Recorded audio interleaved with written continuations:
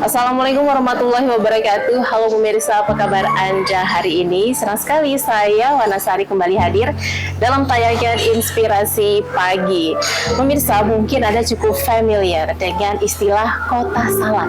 Salah satu istilah yang ditujukan ke salah satu kota di Provinsi Sumatera Utara, yaitu Kota Padang Sidempuan. Tetapi kita di sini tidak sekedar membahas tentang buah salaknya, namun hal-hal yang berkaitan dengan Kota Padang Sidempuan.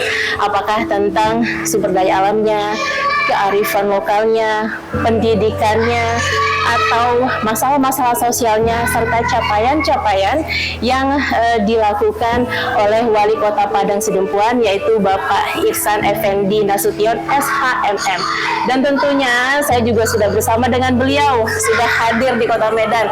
Assalamualaikum Bapak, apa kabar? Waalaikumsalam warahmatullahi wabarakatuh. Alhamdulillah sehat. Jauh-jauh dari Padang Sidempuan bawa salam nggak Pak kemari? Bawalah salam bagi Ada kita di pavilion ya Pak ya? Ya, perjalanan Padang Sidempuan Medan itu kendati ditempuh 10 jam sudah biasa kita jalan.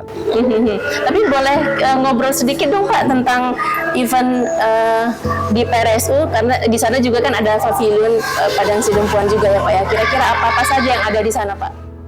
Ya.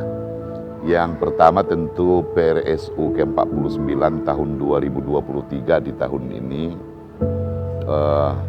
Padang Sidempuan tentu juga mengambil bagian pada event ini. Tema di tahun ini memang adalah memberikan cerita terbaikmu, kurang lebih seperti itu temanya. Maka Padang Sidempuan di pavilion yang kita miliki di RSU Sumatera Utara tentu selain kita menampilkan apa yang menjadi produk UMKM di Kota Padang Sidempuan, kita juga menampilkan apa yang menjadi produk pertanian di Padang Sidempuan.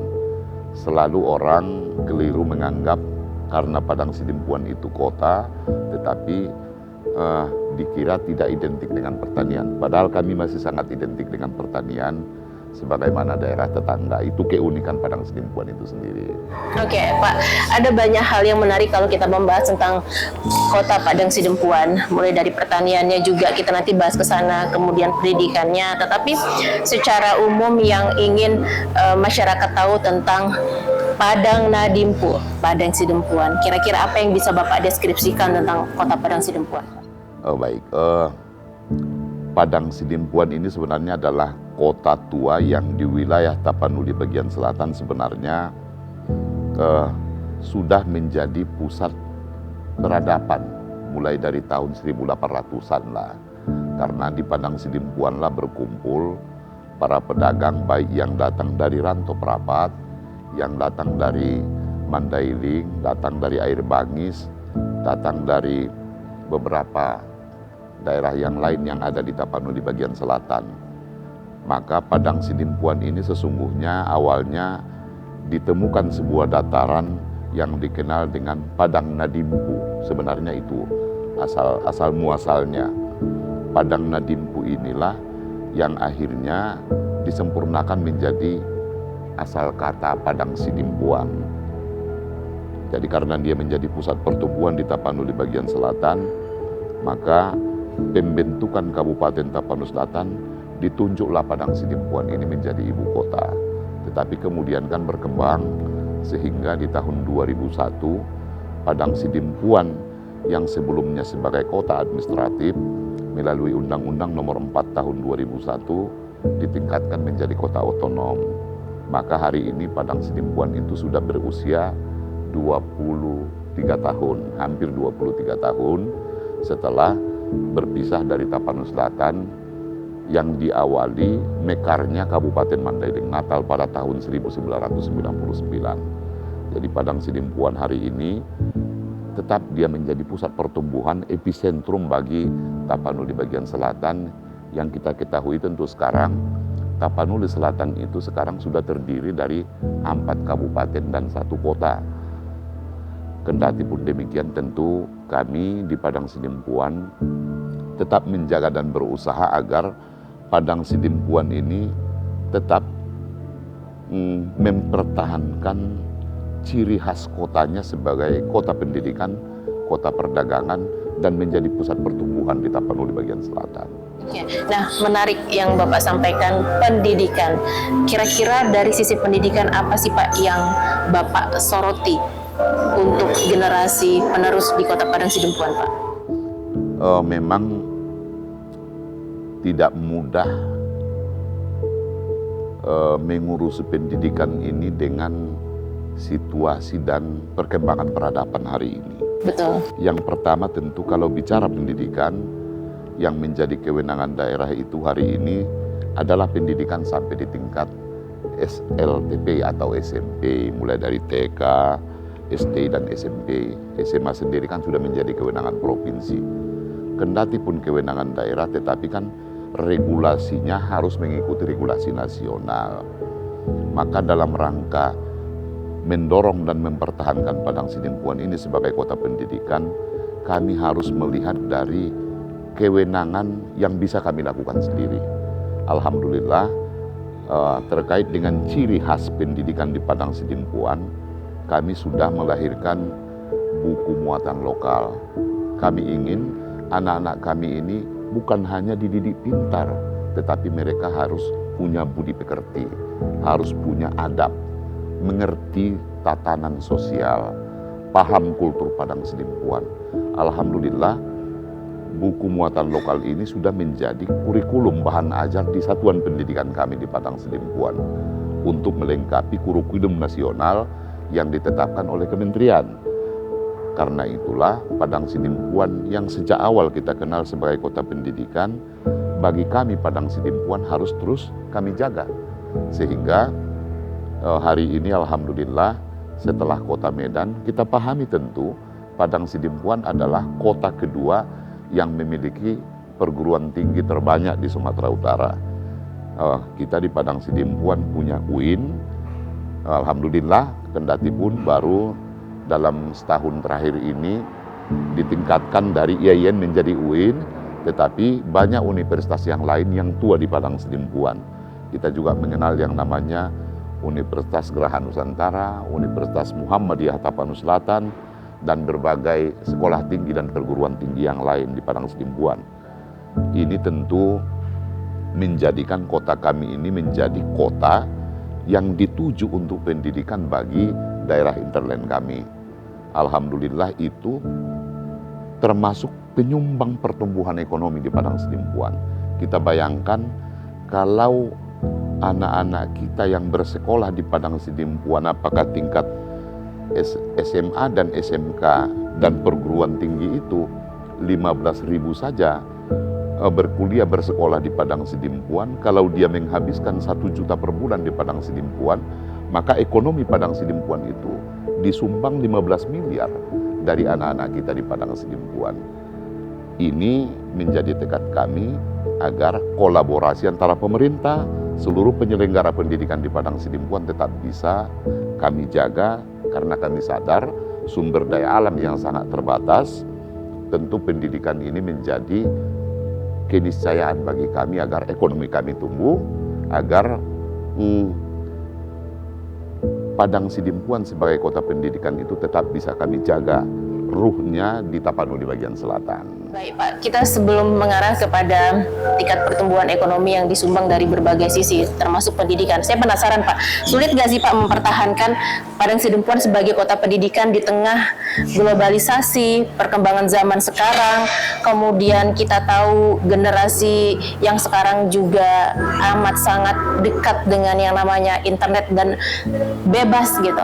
Nah, bagaimana Bapak dan instansi Bapak menggandeng ini semua untuk mempertahankan misi tersebut dengan menggandeng kearifan lokalnya, Pak? Kami tentu tidak boleh tinggal duduk saja di belakang meja, tetapi kami melakukan supporting terhadap berbagai kegiatan anak-anak kita di Padang Sidempuan. Contoh kecil saja, perkembangan peradaban hari ini dengan sosial media yang begitu bebas, dengan internet yang begitu mudah dijangkau hari ini, harus kami imbangi dengan bagaimana melakukan kegiatan-kegiatan kearifan lokal, pelestarian adat budaya di tengah-tengah anak didik hari ini. kami tidak membedakan kewenangan yang dimiliki antara pemerintah kabupaten dan kota, provinsi dan kementerian. Mulai dari seluruh satuan pendidikan bahkan perguruan tinggi, kami selalu berkolaborasi mengambil peran apa yang bisa dilakukan pemerintah. Jadi tidak jarang kami hadir di berbagai satuan pendidikan dalam rangka melakukan keseimbangan antara ketersediaan dan kebebasan anak-anak kita hari ini mendapatkan berbagai saluran pendidikan di internet itu dengan aksi-aksi nyata di lapangan yang kita ingin karakter anak-anak kita ini tetap terpelihara, paham kearifan lokal, paham apa yang harus dilakukan, keseimbangan antara sains sebagai ilmu dan tentu juga budi pekerti sebagai karakter bagi anak-anak kita. Ya, saya kira itu sesuatu yang harus kita jaga keseimbangannya. Baik Pak Wali, perbincangan kita semakin menarik. Pemirsa, jangan kemana-mana, Inspirasi Pagi akan kembali sesaat lagi.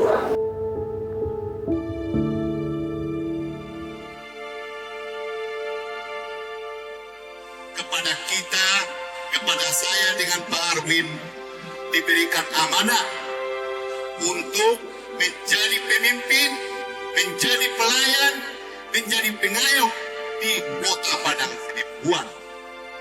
Amanah ini adalah ujian. Amanah ini adalah sebuah pertanggungjawaban yang harus kita lalui secara bersama-sama.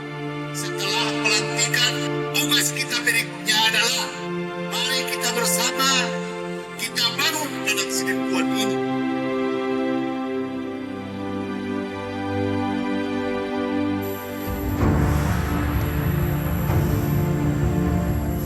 Demi Allah, saya bersumpah. Demi Allah, saya bersumpah Akan memenuhi kewajiban sebagai akan memenuhi kewajiban sebagai Wali Kota Padang Sidempuan dan Wakil Wali Kota Padang Sidempuan. Wali Kota Padang Sidempuan. Wakil Wali Kota Padang Sidempuan. Jumat 28 September 2018 menjadi momen bersejarah bagi pasangan Irsan Effendi Nasution SHMM dan Insinyur Haji Arwin Siregar MM menjadi Wali Kota dan Wakil Wali Kota Padang Sidempuan, masa bakti 2018 sampai 2023, yang dilantik oleh Gubernur Sumatera Utara, Haji Edi Rahmayadi, bertempat di Aula Raja Inal Siregar, Medan. Langkah membangun Padang Sidempuan diawali dengan visi Padang Sidempuan bersinar, berkarakter, bersih, aman dan sejahtera. Sejak pelantikan Wali Kota dan Wakil Wali Kota Padang Sidempuan, berbagai hal telah banyak dilakukan. Capaian berbagai prestasi, tujuan terwujud dan janji terpenuhi merupakan hal yang selalu diupayakan dengan kerja keras demi terwujudnya Padang Sidempuan bersinar.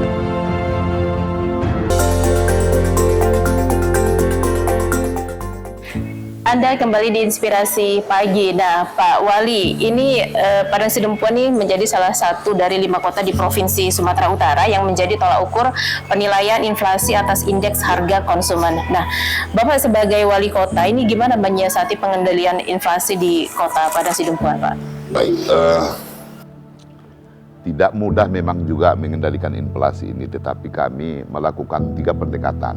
Yang pertama pendekatannya jangka pendek, pendekatannya jangka menengah, dan pendekatannya jangka panjang. Inflasi itu tentu akan dipengaruhi antara supply dan kebutuhannya, supply dan demand dia di tengah-tengah masyarakat. Padang Sidempuan sebagai salah satu kota indeks harga konsumen yang diukur di Provinsi Sumatera Utara berkontribusi di dalam membentuk inflasi di Sumatera Utara. Tentu tanggung jawab kami di Kota Padang Sidempuan untuk menjaga inflasinya tetap terpelihara sebagaimana target yang ditetapkan pemerintah. Kalau dia pendekatannya adalah jangka pendek, kalau terjadi gejolak di pasar, maka kami akan melakukan operasi pasar, gerakan pangan murah. Gerakan pangan murah ini bisa kami lakukan dengan bekerja sama dengan stakeholder yang ada, dan ditopang kerjasama antar daerah yang kami lakukan. Padang Sidempuan tentu produksi pertanian kami itu sangat terbatas.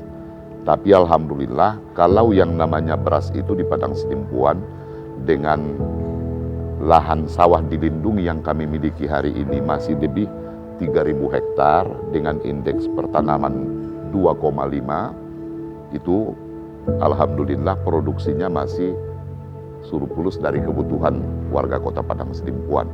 Karena kami panen 5 kali dalam 2 tahun. Dengan luasan itu alhamdulillah kebutuhan berasnya di Padang Sidimpuan bisa kami jaga dan bisa kami capai. Tetapi tentu inflasi itu bukan hanya satu komoditi beras saja, dipengaruhi banyak faktor, banyak komoditi yang lain yang mempengaruhi.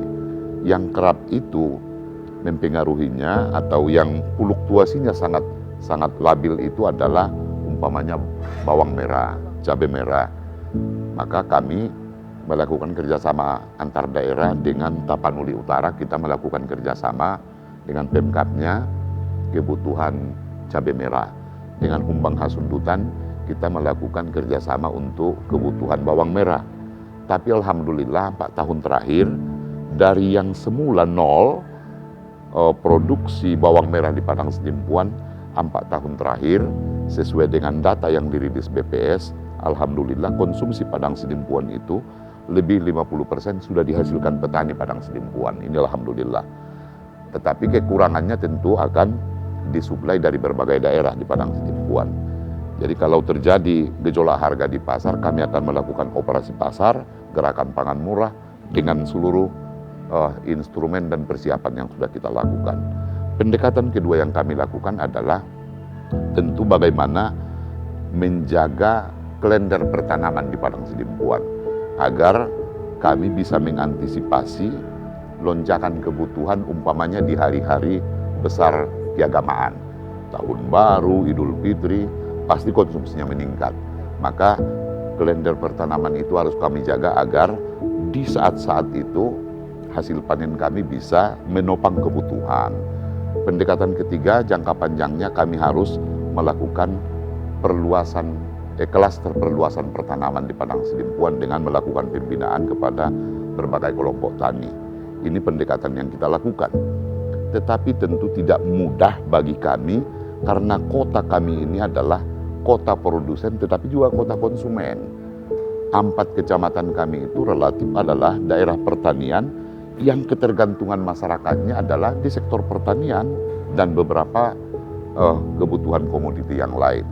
Kami harus memikirkan nilai tukar petaninya, tetapi juga kami harus menjaga kemampuan dan daya beli masyarakat di pusat kota. Jadi kolaborasi dengan semua pihak, dengan Bulog, Satgas Pangan yang kita bentuk, dengan teman-teman TNI, Polri, harus kami lakukan secara bersama sehingga stabilitas baik kebutuhan, baik harga di pusat pasar itu bisa kami intervensi sewaktu-waktu.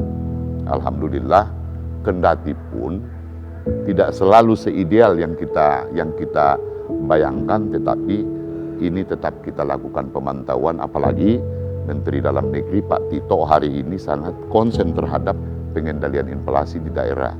Maka menjadi kewajiban kami di Kota Padang Sidimpuan untuk menjaga ini semua dengan memperhitungkan kebutuhan-kebutuhan yang tadi. Beberapa komoditi kami bisa intervensi mulai dari hulu sampai hilir. Tetapi untuk kebutuhan seperti gula pasir, kemudian minyak makan, itu kan relatif tidak ada dihasilkan di daerah kami. Maka kami tidak bisa melakukan intervensi. Maka keseimbangannya harus kami jaga terhadap komoditi yang bisa kami intervensi. Kalau ini naik yang tidak bisa kami intervensi, tetapi ini bisa kami jaga tetap harganya tidak mengganggu daya beli masyarakat, tetapi juga memperhitungkan nilai tukar petani kami di Padang Sidimpuan. Karena antara produsennya dan konsumennya kan harus, ini rakyat kami dua-dua. Maka kami harus memikirkan ini secara arif agar keduanya merasa mendapat pengayoman dari pemerintah di dalam konteks pengendalian inflasi. Baik, artinya kan Pak, Padang Sidimpuan itu sudah memiliki food estate ya Pak ya, sudah ada lumbung pangan dari sisi misalnya padi, kemudian ada bawang merah tadi. Tapi Pak, saya penasaran, kenapa bawang merah ya Pak? Oh, Padang Sidimpuan ini adalah tanah angkola. Makanan kuliner yang yang disajikan di Padang Sidimpuan ini relatif adalah masakan khas kampung. Kalau masakan itu tidak dengan bawang yang cukup, maka lidah, cita rasa warga Padang Sidimpuan itu begitu mewahnya, sehingga konsumsi bawang merah di Padang Sidimpuan barangkali berbanding dengan daerah lain mungkin ya ada hal-hal yang berbeda, tetapi memang konsumsinya di Padang Sidimpuan luar biasa karena bawang merah ini mungkin menjadi salah satu faktor yang akan membuat cita rasa sedap kuliner di Padang Sidimpuan itu kerasa di warganya, dan itu ciri khas barangkali di kami. Betul, dan yang saya pahami juga soal bawang merah, antara rasa di setiap daerah juga berbeda ya Pak ya, apalagi bawang merah impor tidak seenak bawang merah itu dia bawang merah yang diproduksi di lokal ya. Baik Pak Wali, saya pengen mengarah kepada salah satu situasi sosial yang sedang terjadi di Padang Sidimpuan, yaitu tentang penggusuran PKL ya Pak di Jalan Tamrin. Pak, ini kenapa sih Pak? Ini kan mendapat penolakan juga dari masyarakat Pak. Ini adalah masalah yang sangat klasik, sudah belasan tahun, bahkan sesungguhnya semenjak masih kota administratif, tetapi tidak pernah ada penanganan yang berkelanjutan dan memang tidak mudah menyelesaikannya. Di satu sisi kita akan dihadapkan kepada masyarakat kita sendiri yang selalu kerap menyampaikan bahwa ini adalah persoalan perut mereka. Tetapi di sisi lain, tentu yang menjadi hak publik itu juga terhadap jalan dan trotoar. Kalau kita lakukan hitung-hitungannya sesungguhnya kami kira hak publik itu jauh lebih banyak yang dirampas daripada hanya sekedar alasan bahwa alasan untuk berjualan pada badan jalan dan trotoar itu demi perut. Tentu ini alasan yang sangat klasik, tetapi kita tentu juga sudah memikirkan tempat bagi saudara-saudara kita yang selama ini berjualan di daerah trotoar dan daerah milik jalan itu di tempat-tempat atau pasar-pasar tradisional yang tersedia di Padang Sidimpuan. Ketika kita melakukan tindakan tegas, pastilah kita dihadapkan kepada perlawanan karena masyarakat para pedagang itu sudah merasa bahwa mereka berjualan selama ini adalah sesuatu yang tidak salah. Tapi alhamdulillah, kendati pun dengan dinamika yang demikian, sebahagian besar sudah bisa kita edukasi, kita pindah ke beberapa pasar-pasar tradisional yang ada di sekitar Jalan Tamrin. Dan tentu ini dibutuhkan konsistensi untuk menjaganya, sehingga daerah Jalan Tamrin itu yang ada Jalan Tamrinnya sendiri, ada Mongon Sidi, ada Patris Lumumba di seputaran Jalan Tamrin ini yang selama ini kita kenal, bahkan orang menghindar lewat dari sana karena keberadaan pedagang kaki lima ini. Tapi alhamdulillah secara berangsur sudah bisa kita kembalikan kepada fungsinya, fungsi trotoarnya dan fungsi jalannya, walaupun belum 100% karena memang tidak juga seluruhnya membangun kesadaran pedagang ini juga bisa selalu kita lakukan dengan sempurna. Tetapi kita yakin dengan kolaborasi, dengan kerjasama semua pihak, insya Allah lambat laun dan perlahan nanti bisa kita kembalikan, kita wujudkan sebagaimana harapan masyarakat Padang Sidimpuan. Sejauh ini respon dari masyarakat pedagang terutama gimana Pak? Pastilah kalau pedagang merasa bahwa tindakan pemerintah ini tidak adil. Tetapi kan bagi publik banyak kan, saya kira mereka banyak yang mengapresiasi ketika Jalan Tamrin itu hari ini sudah bisa dilewati kendaraan roda 4 dengan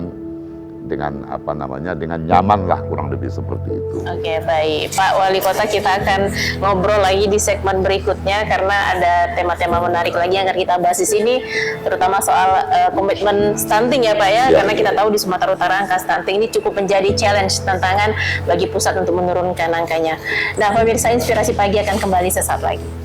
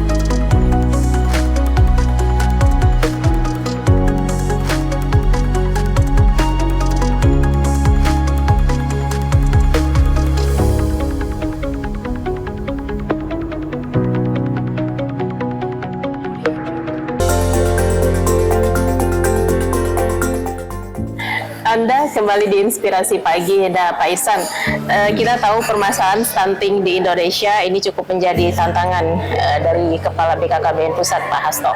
Nah, kalau di Padang Sidempuan, kira-kira hal-hal apa yang dilakukan oleh pemerintah Kota Padang Sidempuan untuk menurunkan angka stunting, Pak? Baik, memang Kota Padang Sidempuan termasuk salah satu daerah yang angka stuntingnya tinggi di Sumatera Utara. Tetapi untuk Tabaksel tentu kami yang terendah, kan begitu kurang lebih. Alhamdulillah dari tahun 2022 ke 2023 kita berhasil menurunkan 3% lebih. Jadi stunting kita hari ini masih di atas 20-an persen dari yang ditetapkan oleh pemerintah pusat, karena yang menetapkan dan mengukur persentase itu bukan kita, tetapi adalah pemerintah pusat melalui instrumen yang mereka miliki. Tentu dalam rangka penanggulangan stunting di Padang Sidempuan, kami juga punya komitmen, itu penting. Kenapa penting? Kita ingin anak-anak kita yang lahir hari ini, yang menjadi pemilik masa depan itu tumbuh dengan wajar, dengan anak-anak yang kita harapkan nanti akan memiliki kecerdasan yang cukup. Maka dalam rangka menanggulangi itu kita melakukan banyak aksi. Selain aksi yang sudah diukur secara instrumen oleh pemerintah pusat, melalui aksi-aksi yang terukur itu, kita juga punya gagasan yang baru, gagasan yang lain untuk mendorong aksi yang sudah ditetapkan pemerintah pusat di Padang Sidempuan. Umpamanya, kita melakukan pendampingan terhadap anak-anak stunting kita yang sudah datanya terurai by name by address di Padang Sidempuan itu, dengan menyerahkan sebahagian kepada teman-teman pejabat di lingkungan pemerintah Kota Padang Sidempuan melalui domisili masing-masing agar mereka menjadi bapak angkatnya. Jadi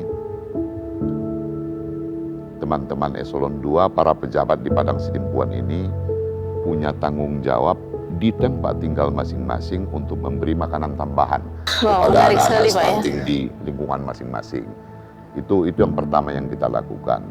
Kemudian melalui dana desa, seluruh desa di Padang Sidempuan, kendati kami kota masih punya 42 desa. Dari 79 kelurahan dan desa, masih lebih banyak desa kami 42. Melalui dana desa dialokasikan juga untuk pembelian makanan tambahan kepada anak-anak stunting sesuai dengan data stunting yang ada di desa masing-masing. Kalau umpamanya di desanya ada 40 anak balita yang stunting, maka dia harus alokasikan dana desa itu untuk makanan tambahan kepada anak-anak kita tersebut di alokasi dana desa dia. Di dana desa dia itu jumlahnya 150.000 per bulan untuk setiap anak. Yang berikutnya yang kita lakukan, kita di Padang Sidempuan melakukan safari hari-hari besar Islam, hari-hari besar keagamaan. Contoh, kalau kita kenal safari Tahun Baru Islam, safari Isra Mi'raj, safari Maulid Nabi, kita berkeliling di 6 kecamatan di Padang Sidempuan, maka kita akan menyiapkan bantuan makanan tambahan untuk anak-anak stunting kita di Padang Sidempuan sesuai dengan lokasi dan daerah yang kita kunjungi. Dari data yang kita miliki di Padang Sidempuan, alhamdulillah dalam 6 bulan terakhir, Januari sampai dengan di Juli posisi kita hari ini, di tahun 2023 ini, data terakhir yang disampaikan ke kami, kita sudah menyentuh lebih dari 12.000 anak-anak stunting kita di Padang Sidempuan, selain yang sudah dibantu melalui dana desa. Tentu langkah-langkah yang kita lakukan ini, gerakan yang sudah kita lakukan ini, kita berharap nanti pada waktunya ketika diukur, ketika dilakukan survei kembali di Padang Sidempuan, kita berharap penurunannya akan terasa lah, akan bisa kita berada pada target penurunan yang selalu ditekankan oleh Presiden Republik Indonesia melalui Kepala BKKBN, melalui Menteri Kesehatan, bahkan Pak Mendagri juga selalu mengingatkan daerah, mengingatkan kita soal ini, komitmen kita terhadap stunting di Padang Sidimpuan ini insya Allah akan memberi jaminan kepada seluruh warga Padang Sidimpuan bahwa anak-anak kita di Padang Sidimpuan dengan stunting dan keluarga yang potensi stunting itu menjadi perhatian khusus kita dengan langkah-langkah konkret sebagaimana yang kami uraikan tadi. Oke, Pak, saya bisa bilang safari stunting ya, Pak ya. Tadi Bapak katakan ada momen-momen tertentu. Nah, itu seberapa sering Pak dilakukan, Pak? Kita melakukan safari itu sekurangnya 4 kali dalam setahun. Karena ada safari Tahun Baru Islam, safari Maulid Nabi, safari Isra Mikraj, safari Ramadan. Itu sekurang-kurangnya 4 kali kita mutar dalam setahun di kegiatan keagamaan. Belum lagi kalau kita melakukan kunjungan-kunjungan ke desa, ke kelurahan atau ke kecamatan. Hampir seluruh OPD kita itu penekanan kita adalah untuk menggeser bantuan pemerintah itu sekarang fokusnya stunting dulu. Kendati pun juga perhatian kita terhadap keluarga kurang mampu, fakir miskin, anak yatim, itu juga tetap menjadi perhatian kita semua. Tetapi fokus hari ini adalah bagaimana penanggulangan stunting itu sendiri. Pengawasan terhadap realisasi dana desa itu untuk stunting, kemudian peran dari eselon-eselon yang berada di desa-desa tersebut, ini pengawasannya bagaimana Pak dari tingkat pemerintah untuk memastikan bahwa program tersebut berjalan sesuai dengan visi Bapak? Oke, dana desa itu kan berjenjang akan mendapat, yang pertama direncanakan desa, kemudian kan akan disupervisi oleh camat, kemudian akan dicermati lagi oleh Dinas Pemberdayaan Masyarakat dan Desa. Jadi di dalam APBD itu harus tertera alokasinya itu, peruntukannya itu sebagaimana yang sudah menjadi kesepakatan, menjadi peruntukan, bahkan ini juga dipertegas di dalam surat edaran Menteri Pembangunan Desa yang menjadi rujukan kita semua. Jadi kita lakukan supervisi, termasuk tentu para teman-teman di tempat tinggal masing-masing itu harus menyampaikan update laporannya kepada kita secara bertahap dan berjenjang. Oke, baik. Nah, menarik sekali karena ini salah satu program yang termasuk unik pemirsa mengenai penurunan angka stunting di daerah-daerah, karena yang kita pahami juga selain Nias juga angka stuntingnya tinggi dan ada beberapa daerah yang menjadi PR nih Pak untuk penurunan angka stunting di Sumatera Utara. Mudah-mudahan. Tapi Pak, alhamdulillah di semester pertama tahun ini Padang Sidimpuan menjadi yang terbaik keempat dalam penanggulangan stunting di Sumatera Utara. Kita mendapat penghargaan dari Pak Gubernur dengan langkah-langkah yang kita lakukan ini. Kendati pun kita sadar bahwa tentu ini tidak boleh membuat kita berhenti, tetapi harus lebih giat untuk melakukan penanggulangan di semester terakhir ini. Semakin semangat ya Pak ya. Betul. Di semester terakhir dan sebentar lagi menuju akhir jabatan ya Pak ya. Saya kira itu tidak menjadi ukuran, tetapi komitmen penanggulangan ini harus menjadi ukuran komitmen seluruh pemerintah Kota Padang Sidimpuan, bukan saya sebagai wali kotanya, tetapi seluruh para pejabatnya. Oke, baik. Pak Wali Kota, saya ingin mengarah kepada satu istilah di Kota Padang Sidimpuan selain dikenal dengan Kota Salak, kemudian Kota untuk Food Estate Bawang Merah dan Padang Nadimpu, dan kemudian ada satu istilah lagi nih di Kota Padang Sidimpuan yaitu Bumi Dalihan Natolu. Nah, tetapi kita akan ngobrolin tentang Bumi Dalihan Natolu ini ya Pak ya setelah pesan-pesan berikut ini. Pemirsa tetap di Inspirasi Pagi.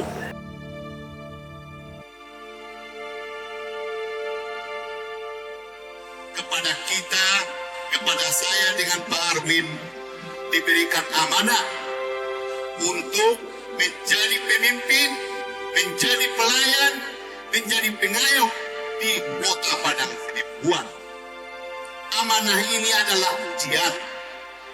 Amanah ini adalah sebuah pertanggungjawaban yang harus kita lalui secara bersama-sama. Setelah pelantikan, tugas kita berikutnya adalah mari kita bersama kita bangun Padang Sidimpuan ini.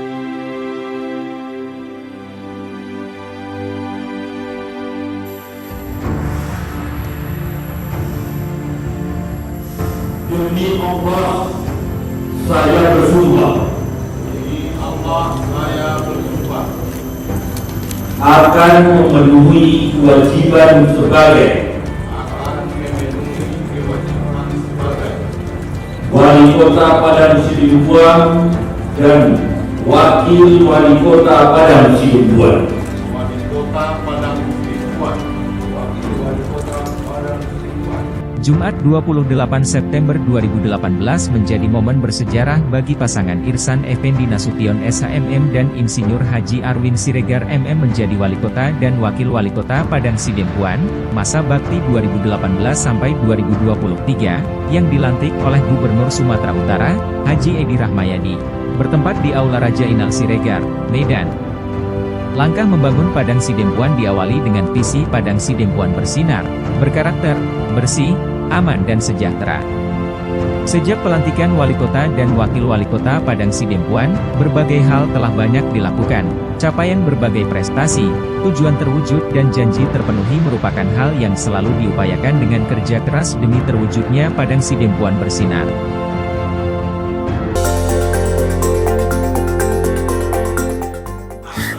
Pak, berhubung saya orang Jawa nih Pak, jadi tidak begitu paham dengan istilah-istilah Batak atau kearifan lokal terutama yang ada di Padang Sidempuan. Nah, ini Bumi dari Hanatolo ini kira-kira bila dideskripsikan apa sih Pak maknanya, kemudian ada unsur filosofi apa yang ada di kata Bumi dari Hanatolo? Ya, baik.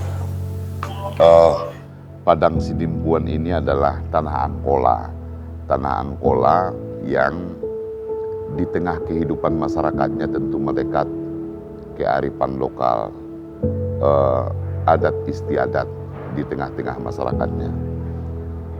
Sebenarnya tidak terlalu jauh berbeda dengan daerah-daerah tetangga, tetapi kami kira ada kekhususan khas yang dimiliki oleh tanah Angkola ini. Kenapa disebut Padang Sidempuan itu Bumi dari Hanatolo? Karena masyarakatnya terikat kultur. Dalihan Natolu itu, apa yang dimaksud dengan Dalihan Natolu? Struktur masyarakatnya kita ketahui ada dalam tataran Markahanggi. Markahanggi itu adalah kurang lebih saudaraan lah begitu. Oke. Saudaraan karena Keturunan dari atau, ayah, oh, ya saudara okay. semarga lah Baik, pasti baik. kan. Ada itu namanya Kahanggi. Kemudian ada anak boru. Anak boru itu adalah biasanya adalah keluarga yang mempersunting gadis kita. Oke. Umpamanya kita berkeluarga bersaudara, ada saudara perempuan kita, maka suaminya lah yang mempersunting saudara perempuan kita ini. Inilah yang disebut dengan anak boru. Kemudian ada satu lagi yang disebut dengan mora.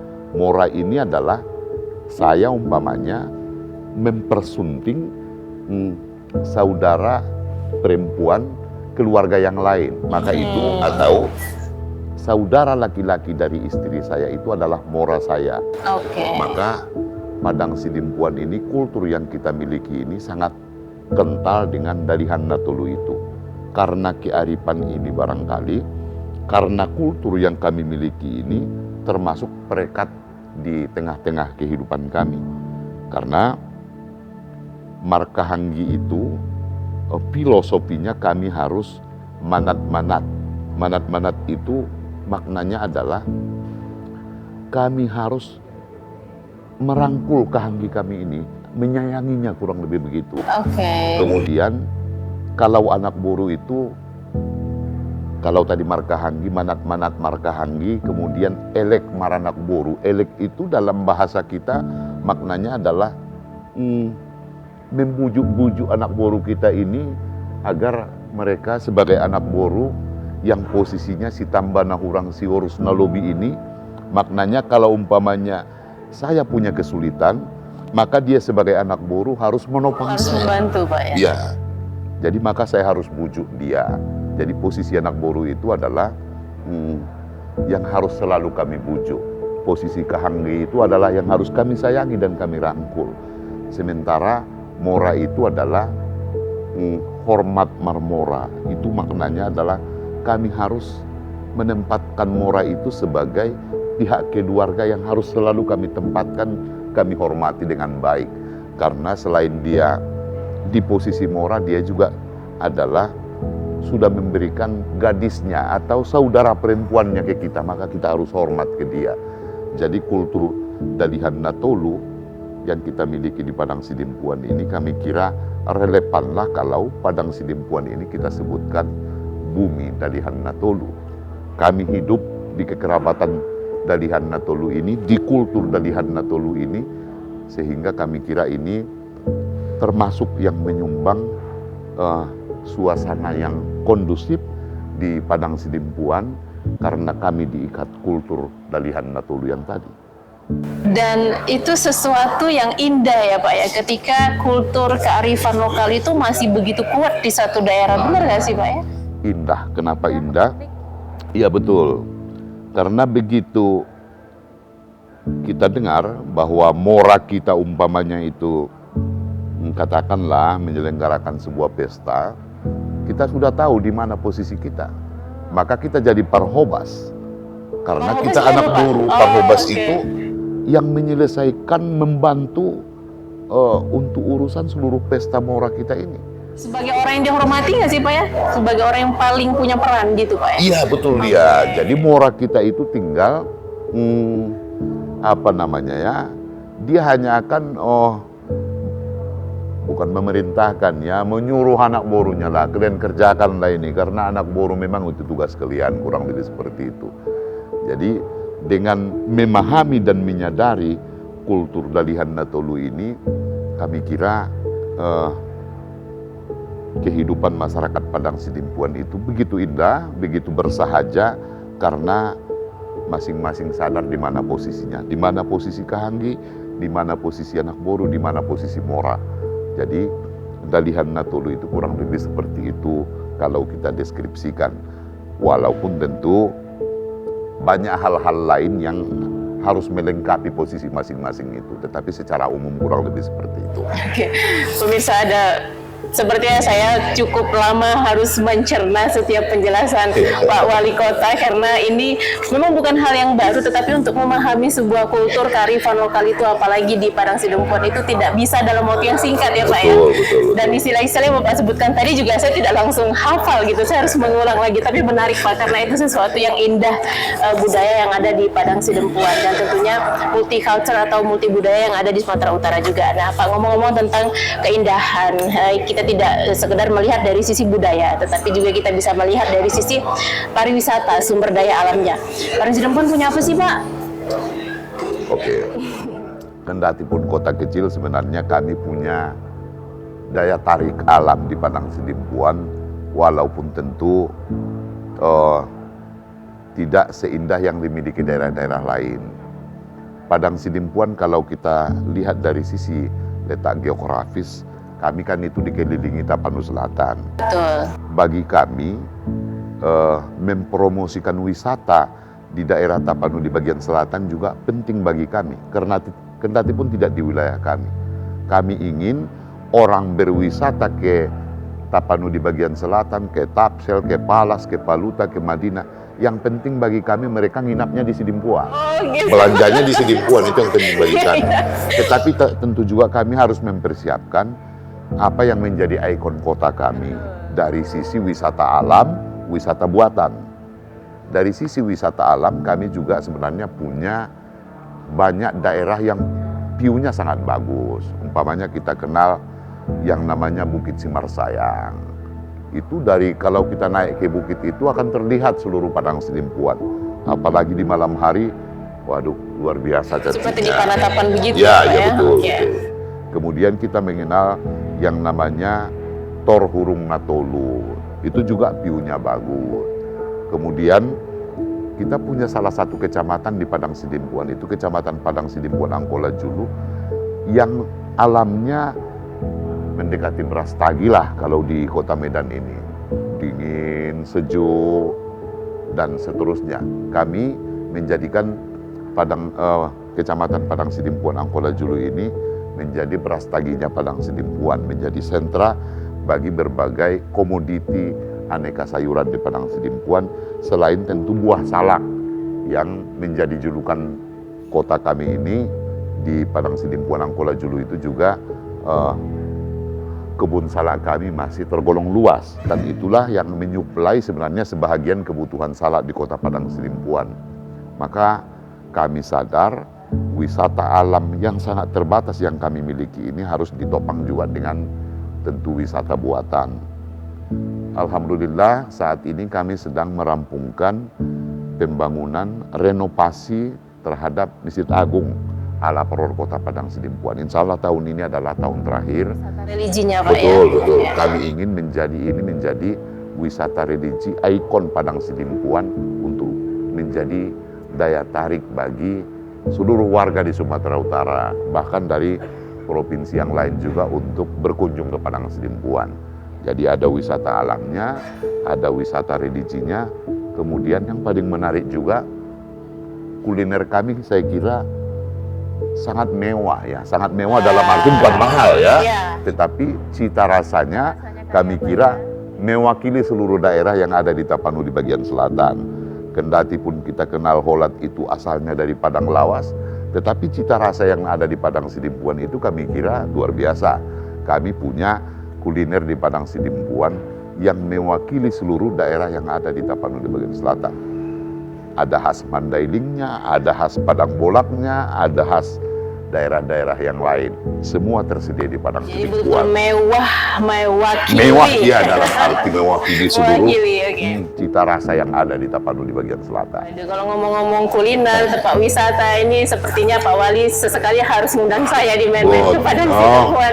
Silakan Mbak datang ke Sidimpuan, kita cobain semua kuliner yang ada di Sidimpuan. Oke Pak, kalau Bapak berkomitmen bahwa wisatawan baik itu lokal maupun luar daerah yang berkunjung ke daerah-daerah tetangga seperti Tapanuli Selatan pengennya nginapnya di Padang Sidimpuan. Iya, Tapi iya. komitmen dari pemerintah daerah dan instansi khususnya Dinas Kebudayaan dan Pariwisatanya untuk membangun seperti kesiapan akomodasinya itu gimana Pak?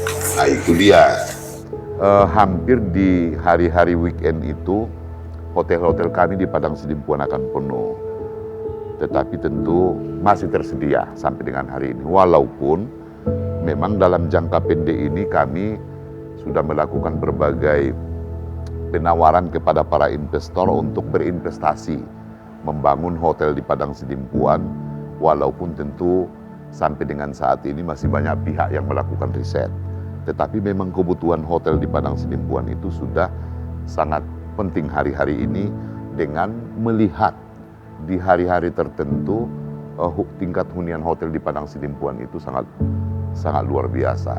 Ke depan ini menjadi komitmen kami agar investor yang punya rencana melakukan investasi, kami kira Padang Sidimpuan menjadi salah satu pilihan.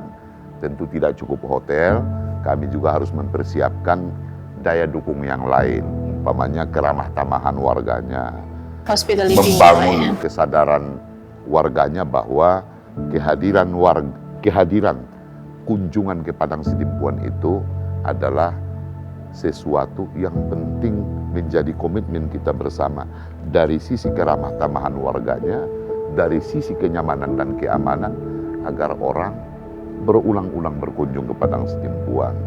Tentu juga tumbuh hari ini homestay di Padang Sidimpuan dalam rangka menopang itu keseluruhan juga. Kami kira kalau kita perhatikan dalam 2-3 tahun terakhir ini juga itu tumbuh dengan sangat baik di Padang Sidimpuan. Oke Pak, masyarakat Sumatera Utara ini kita tuh unik loh Pak, unik dalam artian tidak mudah mengubah mindset masyarakatnya, mengubah habitnya, kebiasaannya, apalagi memberikan pengajaran hospitality-nya untuk di bidang pariwisata. Saya pengen tahu kira-kira trik dari Pak Wali Kota maksud saya untuk menumbuhkan kesadaran masyarakat di bidang pariwisata. Tetapi kita ngobrol nanti ya Pak ya setelah pesan-pesan berikut, setelah Inspirasi Pagi akan kembali sesaat lagi.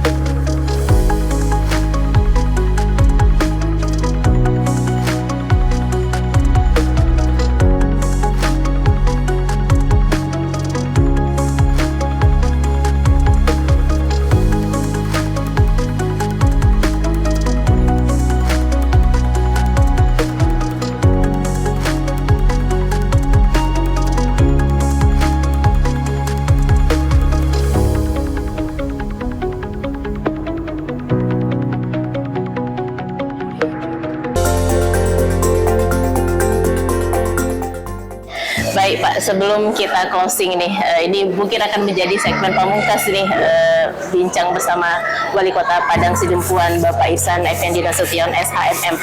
Nah Pak, menyambung pertanyaan yang tadi, mengubah mindset, mengubah habit masyarakat kita, Sumatera Utara itu unik sekali dan tidak mudah gitu Pak.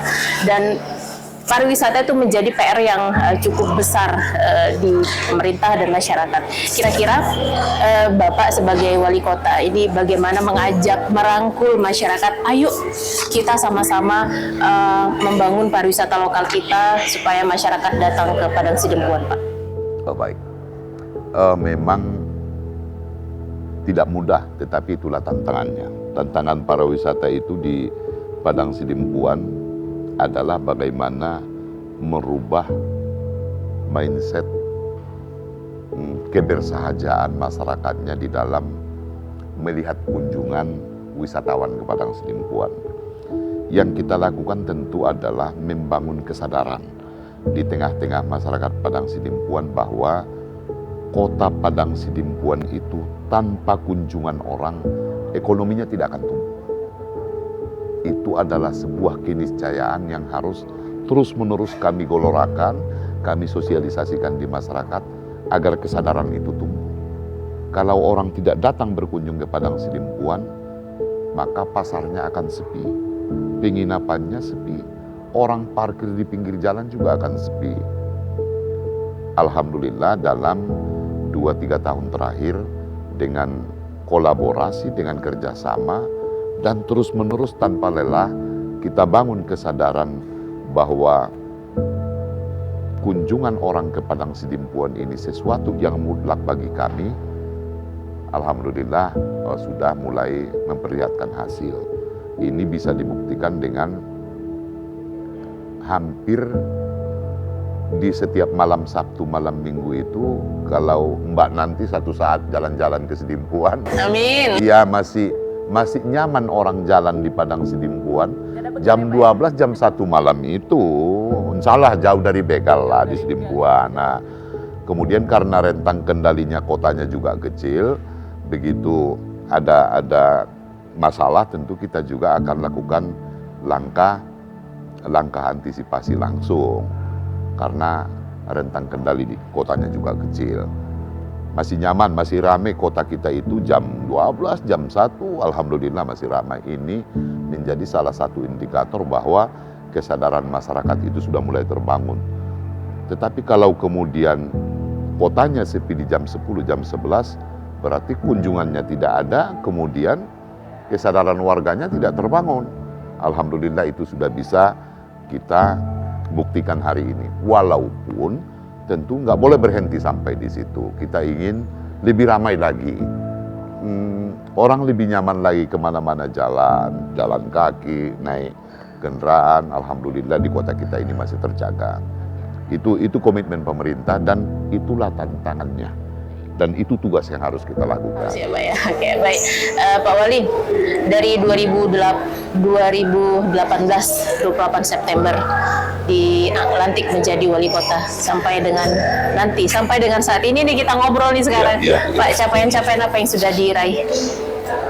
Baik, sebenarnya tidak juga selalu elegan bagi kita untuk menyampaikan apa yang kita capai. Kita inginnya sebenarnya silakanlah rakyat yang menilai. Tetapi Mbak, saya harus sampaikan, karena tidak terjadi di pemerintahan sebelumnya, tentu yang kita dapatkan hari ini tentu penting untuk kita kemukakan. Contoh itu, laporan keuangan pemerintah Kota Padang Sidempuan itu baru mendapat opini dari BPK wajar tanpa pengecualian itu di tahun 2020. Tentu kami kira ini sesuatu yang perlu kami jelaskan kepada masyarakat karena di 20 tahun sebelumnya tidak terjadi. Walaupun itu adalah kewajiban, walaupun itu adalah komitmen. Tetapi alhamdulillah 3 tahun berturut-turut laporan keuangan pemerintah Kota Padang Sidempuan itu sudah mendapat opini dari BPK wajar tanpa pengecualian. Tentu tata kelola keuangannya sudah membaik. dibanding 20 tahun sebelumnya. Kita tidak ingin mencari-cari di masa lalu lah. Tetapi karena tidak dicapai di pemerintahan sebelumnya, alhamdulillah di pemerintahan ini kita capai. Kemudian capaian kita yang lain juga tentu kota kita ini juga sudah terus-menerus mendapat penghargaan sebagai kota layak anak. Kemudian 3 tahun berturut-turut kota kita ini meraih juara 1 perencanaan pembangunan daerah di tingkat kota di Sumatera Utara. Itu 3 tahun berturut-turut dicapai oleh pemerintah Kota Padang Sidimpuan. Kemudian parameter pemerintahan yang lain yang juga selalu diukur, disampaikan kepada pemerintah pusat juga, alhamdulillah capaian-capaiannya juga sangat baik. Contohnya itu umpamanya laporan penyelenggaraan pemerintah daerah itu, kita kalau selama ini berada di 10 besar, di bawah alhamdulillah di tahun-tahun terakhir ini kita sudah berada di 5 besar. Kemudian sistem penyelenggaraan pemerintahan berbasis elektronik juga, SPBE-nya juga kita alhamdulillah trennya semakin baik. Dan instrumen laporan yang lain kepada pemerintahan atasan itu membaik dari waktu ke waktu. Baik. Itu diukur dari berbagai aplikasi dan instrumen yang dimiliki oleh pemerintah atasan. Tetapi yang tidak kalah pentingnya sesungguhnya bagi kami Padang Sidimpuan, apa yang dirasakan rakyat. Itu yang paling penting. Kalau laporan-laporan yang kami sampaikan itu adalah cara pemerintah pusat, pemerintah provinsi melihat bagaimana penyelenggaraan pemerintahan di daerah. Tetapi bagi kita tidak kalah penting juga apa yang dirasakan rakyat. Baik. Dalam 3-4 tahun terakhir. Apakah pembangunannya bergerak? Apakah indeks pembangunan manusianya semakin membaik? Apakah Gini rasionya juga semakin membaik? Pendapatan per kapita masyarakatnya juga membaik dari waktu ke waktu. Rasa bahagia warganya juga seperti itu, infrastrukturnya dan seterusnya. Itu juga penting bagi kami. Tetapi tentu tidak baiklah bagi saya untuk menyampaikan apa opini rakyat terhadap yang dia rasakan 4 tahun terakhir. Insya Allah saya hanya ingin menyampaikan satu hal saja.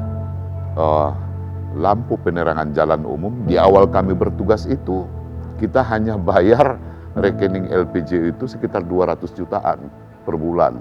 Tetapi di tahun kelima ini kita sudah membayar LPJU itu lebih 600 juta sebulan. Jadi ada peningkatan lebih 200%. Itu adalah komitmen pemerintah di dalam rangka memberi pelayanan kepada masyarakat dari sisi penerangan jalan umumnya. Public service ya Pak? Iya, karena visi kami adalah kota bersinar, tentu saya harus harus membuktikan itu dalam bentuk konkret. Ya, Sidimpuan itu harus bersinar di malam hari, antara lain seperti itu sih. Artinya capaian-capaian Bapak ini sudah termasuk dalam 10 visi misi selama Bapak menjabat? Ada 10 program unggulan yang kita tawarkan 2018, tentu saya dengan Pak Wakil harus punya pertanggungjawaban moral di publik Padang Sidimpuan terhadap capaian masing-masing 10 program unggulan itu. Dan yang dibungkus dalam visi besar Padang Sidimpuan bersinar itu. Itu insya Allah di sisa waktu 3 bulan ini kita akan kerja keras untuk bisa mengejar mana lagi nilainya yang merah lah, kurang lebih seperti itu. Sehingga ketika nanti mengakhiri masa jabatan ini tentu kita juga bisa menjelaskan kepada rakyat ini yang sudah kami lakukan dan inilah maksimalisasi upaya dan ikhtiar yang kami lakukan dalam 5 tahun terakhir. Tetapi yang paling penting berikutnya adalah kendati pun akan mengakhiri masa jabatan, komitmen kami dengan Pak Wakil tidak boleh berhenti mencintai Padang Sidimpuan. Oke, berarti Irsan Effendi Nasution untuk 2 periode nih. Jadi amin. Pak, terakhir kesan dan pesan sebelum mengakhiri jabatan di September nanti, kira-kira apa yang ingin disampaikan kepada masyarakat Padang Sidimpuan, Pak? Tentu harapan saya adalah bahwa dukungan dan kontribusi masyarakat terhadap pemerintah, kendati pun saya dengan Pak Arwin selaku Wakil Wali Kota Padang Sidimpuan akan mengakhiri masa jabatan, harus semakin baik. Karena kota kita ini sesuai ketentuan perundang-undangan akan dipimpin oleh penjabat mulai dari Oktober sampai dengan pemilu Pilkada 2024, kemudian terpilih wali kota yang baru nanti, tentu kami berharap semangatnya, komitmennya, dukungan masyarakatnya, dan tekadnya untuk menjaga kesinambungan pembangunan ini di Padang Sidempuan tetap terpelihara dengan bagus di Padang Sidempuan. Itu harapan kita. Baik, terima kasih Bapak Irsan Effendi Nasution SHMM selaku Wali Kota Padang Sidempuan atas waktunya. Mudah-mudahan saya dan teman-teman dapat kesempatan main-main ke Kota Padang Sidempuan. Nah, pemirsa, dengan demikian ini akan menjadi penutup program Inspirasi Pagi bersama saya Wanasari. Seluruh kerabat kerja yang bertugas mengucapkan terima kasih, tetap jaga kesehatan. Assalamualaikum warahmatullahi wabarakatuh dan sampai jumpa.